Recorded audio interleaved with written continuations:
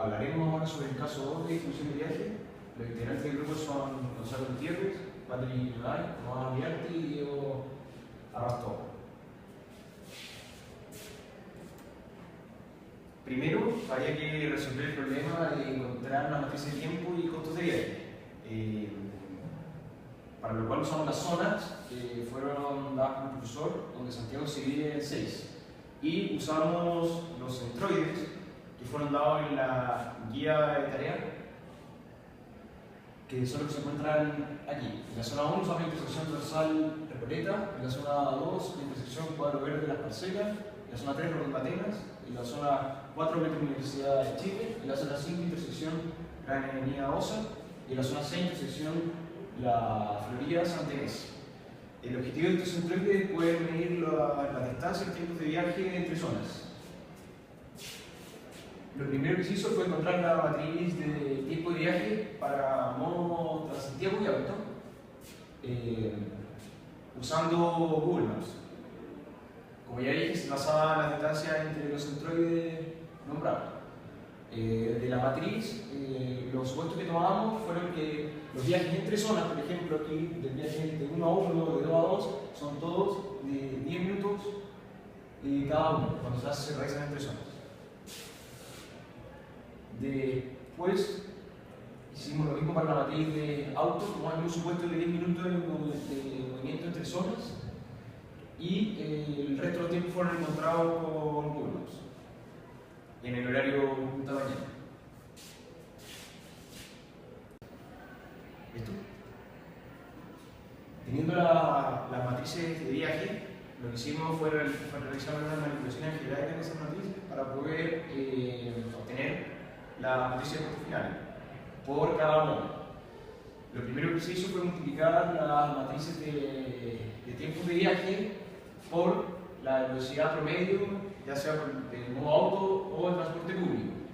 Y investigando, digamos que las velocidades promedio para el auto en horario de esta mañana son 0,53 km por minuto y la del transporte público 0,3 km por minuto. Con eso se obtuvo la matriz de kilómetros. Luego, la matriz de kilómetros fue dividida por el consumo, que son kilómetros por litro, y se asumió que en el caso de los autos el consumo era de 15 kilómetros, de 10 kilómetros por litro. Después de eso se multiplicó el precio de la benzina, ya el precio por litro, y así se obtuvo la matriz de precio de viajar en auto. Para el caso del transporte público no fue necesario hacer esas manipulaciones, ya que lo que hicieron fue suponer una tarifa que es el promedio entre la tarifa punta mañana del metro con el Transantiago, y esta tarifa se cobraba nuevamente si es que se sobrepasaban los 70 minutos de viaje. Ya para eso se tenía que ir una matriz de viaje, de tiempos de viaje. En la realidad uno se vuelve a cobrar cada 2 horas, pero como no sabemos si es que alguna persona va a cumplir una restricción de sobrepasar el uso de 3 micros en 2 horas o de 2 micros en 1 metro, supusimos que 70 minutos era un tiempo razonable para poder volver a cobrar esta tarifa.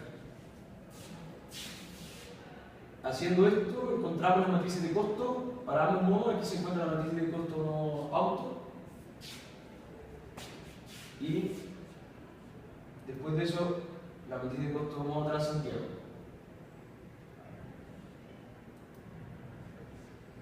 Para la parte 2, lo que se tenía que hacer era encontrar la matriz de costo generalizada.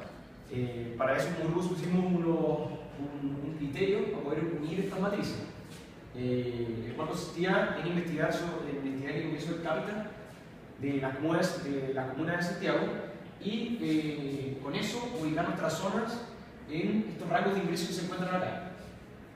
Esta fuente fue obtenida de unos gráficos del Midland. Como se ve, algunas zonas encajaban en más de algún tramo de ingreso per cápita, ¿ya?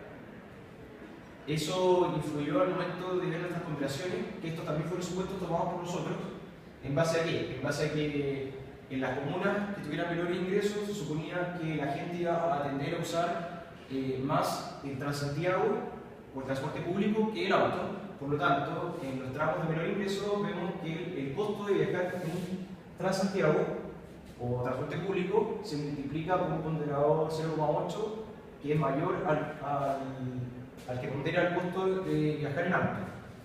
Y el segundo supuesto se utilizó en los otros tramos, suponiendo que la gente que tuviese más dinero podría viajar más en auto que en Transantiago. En el caso de que de las zonas que se comparten tramos, lo que se hicieron fue promediar esos ponderadores. Por ejemplo, para la zona 1 los ponderadores eran 0,25 por CA más 0,75 por CT. Haciendo eso, se obtuvo la matriz de costo generalizado que se presenta aquí.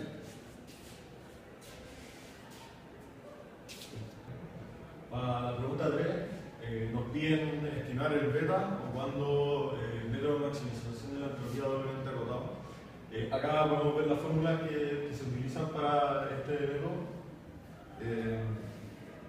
Entonces, ¿cómo empezamos? Nosotros empezamos calculando un beta inicial, que es la suma de todos los viajes de la matriz dividido los costos totales que están acá.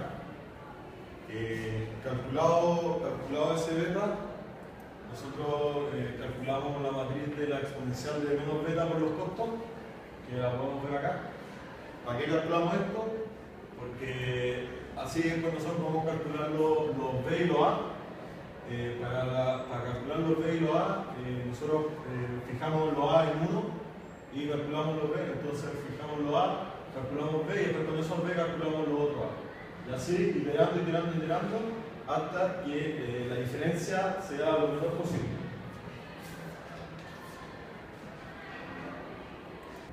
Entonces, ahora con ese nuevo beta calculamos nuestra matriz de viaje.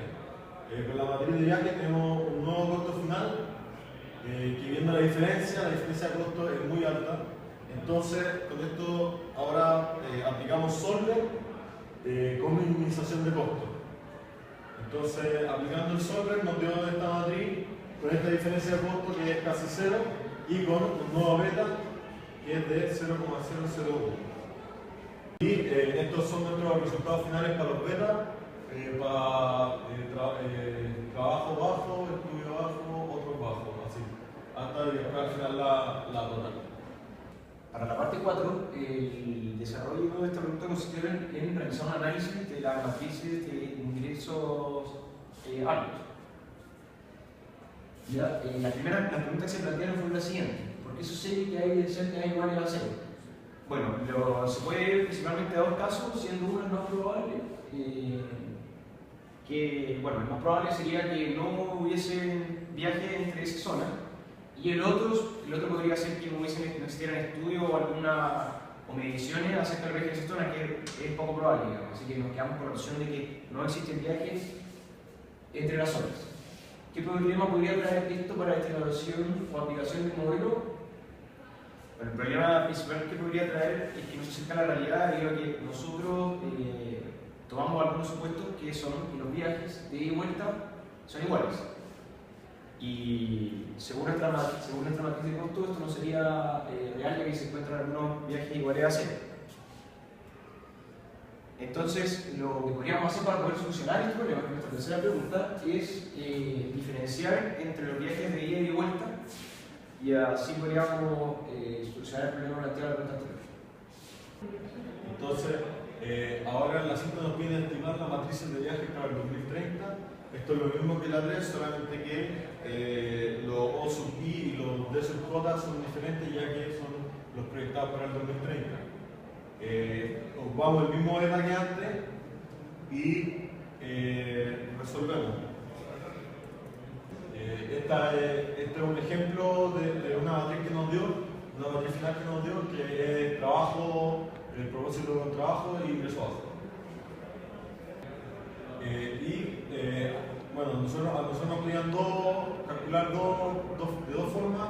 Una es la matriz general, que está la de abajo, y otra calcular cada una individual y después sumar la que es la de arriba. ¿Cuál es la diferencia que se puede ver? Bueno, la matriz de arriba, ya que es individual, es más precisa, porque se hace con cada uno de los tipos de trabajo, de otros y también los ingresos, y la otra es calculada de una total activa. Otra cosa es qué error se puede producir calculando las matrices estimando para el 2030. Es que los costos para el 2001 no necesariamente van a ser los mismos para el 2030, porque puede cambiar el costo de viaje, el costo de benzina, el costo del tiempo de las mismas personas y todo eso. En la pregunta 6 deberían sacar las nuevas matrices por medio del factor de crecimiento doblemente agotado.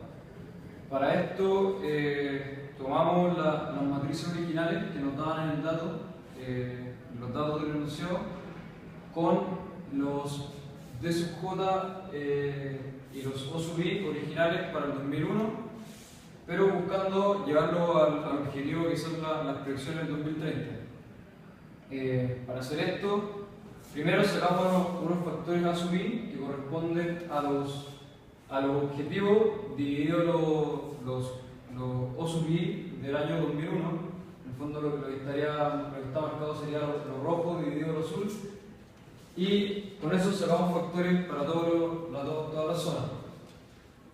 Para generar nuestra nueva matriz, con esto multiplicamos los viajes de la matriz original por su factor, y esto nos genera una nueva matriz para la primera iteración. Como podemos ver, los O sub I van a ser iguales, dado que están asociados a un factor que asociado a ese lado de la tabla, pero los D sub J no son iguales. Para poder seguir optimizando el modelo, tenemos que iterar ahora para el caso de los D sub J y así ir acercándonos a valores cercanos a 1 en los factores. En este caso, hacemos lo mismo que lo anterior, pero tomamos la última iteración y hacemos un factor D sub J asociado a los D. Con esto tomaremos de nuevo los rojos y los azul, que sería nuestro objetivo dividido lo que teníamos en la iteración anterior, y nos da los factores D sub J. En este caso ya estamos acercándonos al 1 que lo buscamos. Hacemos nuevamente lo mismo que antes, multiplicamos la matriz por el factor y generamos una nueva matriz. La idea es seguir haciendo esto, iterando hasta que llegamos a factores B sub J cercanos a 1 y A sub I cercanos a 1. Eso nos va a querer decir que tenemos una matriz lo más óptima posible. Nosotros al hacer esto, en la iteración número 16, llegamos a factores A sub I cercanos a 1 y B sub J cercanos a 1, como se puede ver aquí los B sub J. Esta sería la matriz que nos genera para una proyección del 2030 según el método de factor de crecimiento doblemente agotado, que según los objetivos que queríamos para ese año, nos va a distribuir la cantidad de viajes por cada zona.